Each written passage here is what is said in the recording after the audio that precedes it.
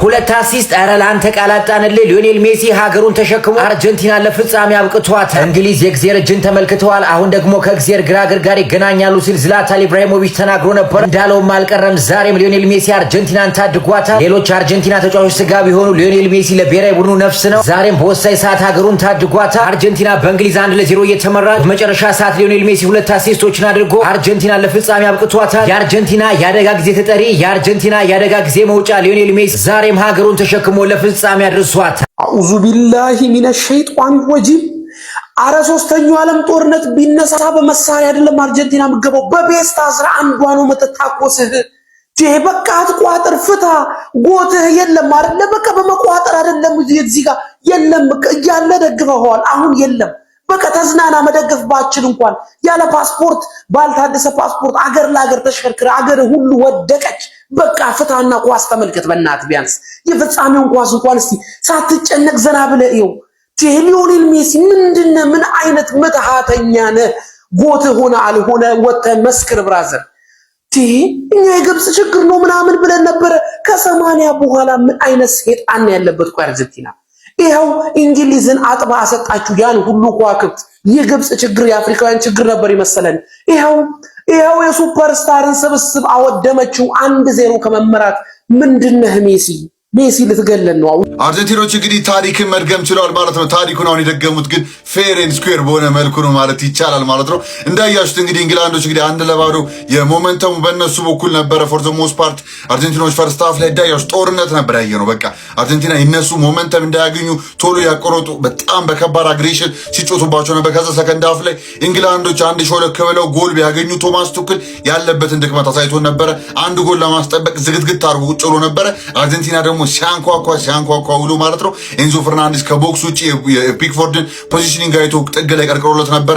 ማንም ሰው ፕሬስ ያደረገው በውጭ በኩል ማለት ነው። ሜሲ ያቀበለውን ኳስ ከኮርነር ከትባክ የተደረገ ማለት ነው። ከዛ በኋላ ደግሞ ሁለተኛው ሜሲ በሚገርም ክሮስ ካስገባ በኋላ ላውታሮ ማርቲኔዝ የኮፓ አሜሪካው ጀግና የነበረው ትዝ ካላችሁ ከኮሎምቢያ ጋር ዛሬም ዊነሩን አግኝቶ አርጀንቲናን ወደ ቀጣይ ወደ ፋይናል ማድረስ ችለዋል ማለት ነው። ይህንን ተከትሎ ደግሞ ሊዮኔል ሜሲ ራሱ 2 አሲስት መጨመር ችሏል ማለት ነው። የዓለም ዋንጫ ታሊው ላይ ተሳሳት የገመትኩ ነው በደንብ አውቃለሁ የምትሉ ከሆነ ባዮ ላይ ባስቀመጥኩላችሁ ሊንክ እየገባችሁ ሬጂስተር ያደርጋችሁ በዚህ ፕሮሞ ኮድ ማለት ነው የሆነ ገጣል አድርጋችሁ ጨዋታዎቹን ማየት ትችላላችሁ። ጨዋታው እንዳያችሁ ጦፍ ያለ ነበረ።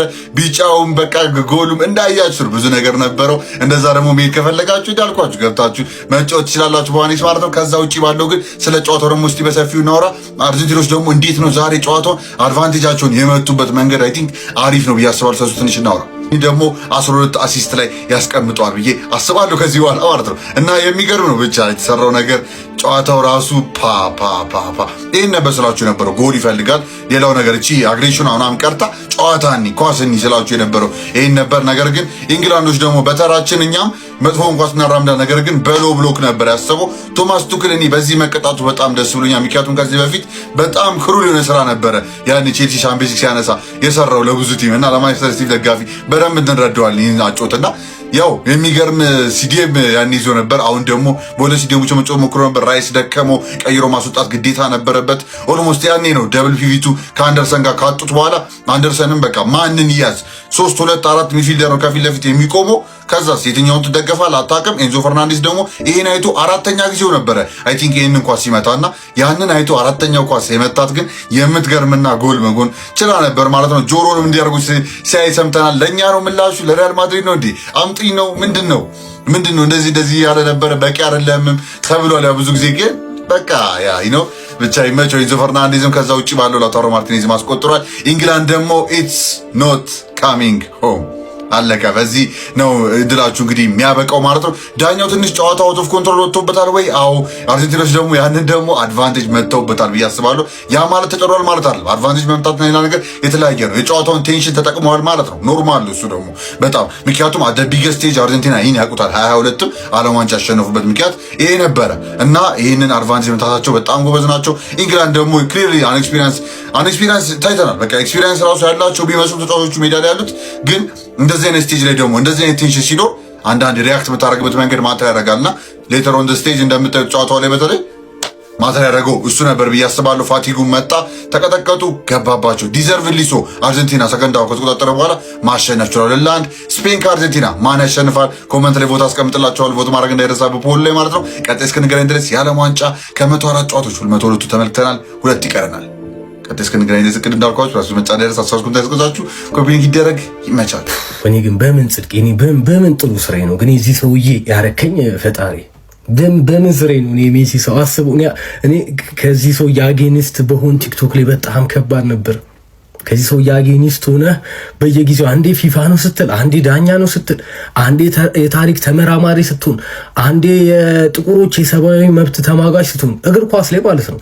አንዴ ደግሞ መልሰህ ፖለቲከኛ ስትሆን፣ አንዴ የሆነ የሃይማኖት ምናምን ጥበቃ፣ አንዴ የጥቁሮች መብት፣ አንዴ እዛም እዚህም ሲገባ አስበው በጣም ከባድ ነው ከዚህ ሰው የአጌኒስት መሆንና የሜሲ ወዳጅ መሆን ማለት እኔ በምን ጽድቄ እንደሆነ አላውቅም። በጣም ደስ ብሎኛል ዛሬ ጋይስ። በጣም እኔ እንዲህ ያልጠበቅኩም እኔ ቅድሚያ አርጀንቲና ኢንግላንድና ታሸንፋለች ብዬ እኮ ኤክስፔክት አላረኩም። ግን ጨዋታው ሲጀምር አሪፍ ሆነች ምናምን ኢንግላንድ በቃ የሆነች ነገር ኤክስፔክት አረኩ። ልቤ ተሰበረ። ከዛ ግን ሊዮኔል ሜሲ የሚባል ሰው ሜዳ ውስጥ እስካለ ድረስ አርጀንቲና እንደዚህ ሜንታሊቲ እስካለ ድረስ ማለት ነው ተስፋ መቁረጥ የሚባል ነገር የለም። ሰበሯቸው። ማራዶና ከዚህ በፊት በእጁ ቅስማቸውን ሰበረው፣ ዛሬም ደግሞ ደገሙት። በቃ ምን አይነት ፍጡሮች ናቸው! በስመ አብ። ለማንኛውም ይህን ይመስላል እግር ኳሱ ይሄን ይመስላል። አሁን ተራው የማን ነው? የታሪክ ተመራማሪዎች ስለ አርጀንቲና ንገሩን። በ1860 ምናምን እንትና የሚባል ንጉስ እንዲያርጉ ምናምን የፖለቲከኞች አሁን ተራው ማለት ነው። የሃይማኖትና የምንድነው የጥቁሮች ምናምን የሰብአዊ መብት ተማጋቾች የዚህ ሰዎች ነው። አሁን ተራዊ እናንተ ነው። እግር ኳሱን ጨርሰናል። ልጃ በሉ ቲክቶክ ነው አግማሙት። እንግዲህ እንዲህ ብለን እንሰማችኋለን።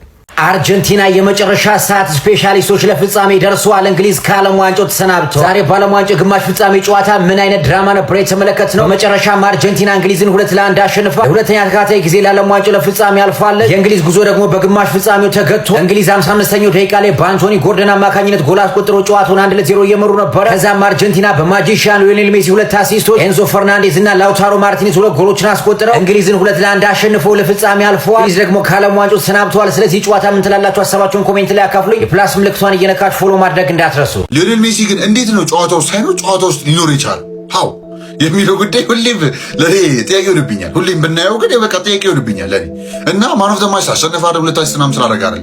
ግን እንዴት ነው ይሄን እያደረገው ያለው የሚለው ነገር ለኔ ጥያቄ ነው። ቢሰነበ በደምብ ሲከታተሉ ነበር። ይሄ ሙሉ ዓለም ዋንጫ አልሞስ ፎር ዘ ሞስት ፓርት አላሻችሁ አርጀንቲናን ከማየት ይልቅ እሱን ያው ነጠል አድርጌ ስለማየው ያው አርጀንቲና ያለው ጉዳይ ነውና ተውት። አይ ዶንት ኬር አባውት ደም ግን አይ ኬር አባውት ሜሲ እና ያው ፈርስት ሃፍ እንዳያችሁት ፊዚካል ባቱ ላይ የታለ ነው። ግፍ ያለ አግሬሽን አለ። ዳኛው ቴንሽን እንደሆነ ነበር እንዳያችሁት። አርጀንቲኖቹ ደግሞ ብልጥ ናቸው። ቴንሽን መሆኑን አይተው ባገኙት ምልክ በቃ በማስጨነቅ ቢጫ ካርድ እንዳይሰጣቸው ምንድነው የተከራከረ። ሜሲም ራሱ አስፈላጊ ሲሆን ተመልሶ ሲናገሩ ነበር። ኢንግላንድ ጋር እንደዛው ሃሪኬን ተመልሶ ምንድነው ቢጫ ዝጥ በግድ ፎርስ ለማድረግ ሲሞክር ለብቻው ሲያናግሩ፣ ግን አርጀንቲኖች ቴንሽን ደሞ አይተው ዳኛውን ሲያስጨንቁት ነው ታያላችሁ። ሜሲ ባንድ ለተናገረ ጨዋታው ላይ ብዙ አልነበሩም። አርጀንቲና ከብዳቸው ነበር እንዳያችሁት። ብዙ ለመሰንጠቅ አልቻሉም። ኢንግላንዶች ስላልደከማቸው ሬዲ ማ ቀስ ብዬ ያወራሉት ግራ ተጋባው ስላችሁ ይሄ ፖሲብል ሊሆን አይችልም በዚህ እድሜ በቃ ኢትስ ኖት ፖሲብል። ለኔ ኖርማል ከመሰላችሁ ኖርማል ነው በሉ፣ ግን እኔ ኖርማል አይመስለኝም። ኤኒዌይስ ግን ያው ኮሜንት ላይ ሀሳቦች ኮሜንት ያስቀመጣችሁ ኮፒ ሊንክ የሚደረግ በዛው ያለ ደግሞ ለስቱ መጫ እንዳይረሳ። ዓለም ዋንጫው ለጨዋታ ነው ይቀረን። ከዛ በኋላ ግን ትራንስፈር ኒውሳችን በሪያል ማድሪድና ባርሴሎና በተለይ አጣጥፍላችኋለሁ ማለት ስፈልጉ ስለነበሩ ስንቀጥል ስልሽ እናወራ ራሱ ስፔሱ ላይ ለምን አይቀበልም ኳሱ ስል ነበር። ግን ያኔ ዴክላን ራይስ እና አንደርሰን አንድ ላይ ነበሩ። በጣም ሲያስቸግሩት ነበር። ሲያመልጣቸው እንኳን ፋውል አድርገው ያው ቢጫ አግኝተውበታል አንደርሰን እንዳየው እና ምን ሊያደርግ ይችላል ታዲያ ሜሲ እንዴት አፌክት ያደርገዋል አልኩኝ። የሆነ ሰዓት ትዝ ካላችሁ የመጀመሪያው ከመቆጠሩ በፊት ኳሱን አሻማል ነው ሲቀውጡት ነበር እነ ሮሜሮ ቦክስ ውስጥ። እሱ የሚያሻማ ነገር ኦልሞስት አስመስሎ ያው ለኤንዞ ፈርናንዴዝ ፈጠነ ሰጠው። ኤንዞ ፈርናንዴዝ ሚራክሉን ሰራ። ይመቸው የሚገርም ጎል ፖዚሽኒንግ ላይ ወይ ፒክፎርድ ተሸፋፍኖ ነበር ጠጋ አደረገው ለመጠጥ። ከዛ በኋላ ግን ሰከንድ ጎል ላይ ካያችሁት ያስገባው ክሮስ የሚገርም ፒን ፖይንት ደግሞ አርጀንቲና ልነግራችሁ የምፈልገው ዳምበር ነው ባለበት ሜዳ ላይ አስቡት። በጣም ፒን ፖይንት ሆነ አለበት ክሮሱና ይሄ ግሌዝ ነው ልትሉት ትችላላችሁ፣ ግን አይ ዶንት ኬር። በዛ ልክ ፒን ፖይንት አድርጎ አስገብቶት ላውታሮ ማርቲኔዝ አገቡ። ላውታሮ ደግሞ አጌን ዘ ሴቪየር አፍተር ዘ ኮሎ ያ ኮፓ አሜሪካ ላይ በምን ታስቶስ እንግዲህ ኮሎምቢያ ላይ ያገባት ጎል እና ላይክ ሜሲ አውት ኦፍ ዘ ጌም ሆኖ ኢዚ ኢን ዘ ጌም እና እሱ ራሱ በጣም በቃ ይሄ ላይክ ኖርማል ትሬት አድርጎ ሊያስበው ይችላል ሰው። ግን በ39 ዓመት ለኔ ኖርማል አይደል። አም ሶሪ ለእናንተ ኖርማል ነው። ኖርማል ከሆነ አይ ኖርማል ነው እንደዚህ ይበል። እኔ ግን ኖርማል ሆነ አይታይም። I don't know how he's doing this but I'm just happy to see him happy። በቃ ሌሎቹ ያ whatever ሌሎቹ ምንም ኖ ኮሜንት እንዲያደርስ ግን I'm happy to see him happy አላሻችሁ። እና ያለው ጉዳይ እንግዲህ ይመስላል። ዓለም ዋንጫ ጉዳይ ላይ 2 ዓለም ዋንጫ ጨዋታ ይቀረናል። እሷን አይተን የምንመለስ ይሆናል ፎር ሹር። ሜሲ ደግሞ 2 አሲስትም ጨምሯል። እሷን ጨምሮ ሰሱ ማውራት ሳፈልጉ ነው ግን ጨምሯል። ቁጥሩ ላይ 12 አድርጎታል። ድንገት መድረስ ከፈለጋችሁ እስቲ ታገዱ በሚለው ነው ለሌሎቹም አይ ቲንክ ምላሹና ያ ይህን ተከትሎ ደግሞ ሞስት ጎል ኮንትሪቢሽን ያለው ተጫዋችም መሆን ይችላል። እዚህ ዓለም ዋንጫ ላይ 8 ጎል 4 አሲስት 12 ጄ ላይ ተቀምጧል ማለት ነው። ለኪሊያን ኤምባፔ ደግሞ 8 ጎል 3 አሲስት 11 ጎል ኮንትሪቢሽን ላይ መቀመጥ ይችላል። ኤምባፔ ከኢንግላንድ ጋር ጨዋታ አለው። አርጀንቲና ደግሞ ከስፔን ትጫወታለች። ግምታችሁን ፖል ላይ ማስቀመጥ ትችላላችሁ። ያ ይበቃል። ይገርም